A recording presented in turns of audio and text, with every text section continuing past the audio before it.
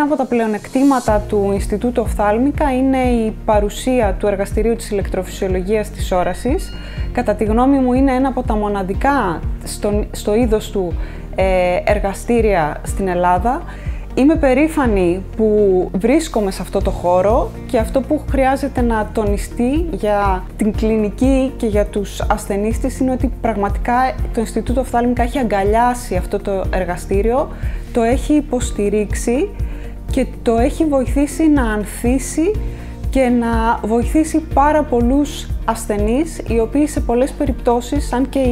οι καταστάσεις των ματιών τους είναι εξαιρετικά δύσκολες, μας ευγνωμονούν για την απάντηση και τη διάγνωση την οποία έχουν πάρει, καθώς και για την παρακολούθηση που έχουν μετά τη διάγνωσή τους από όλη την ομάδα του Ινστιτούτου μας.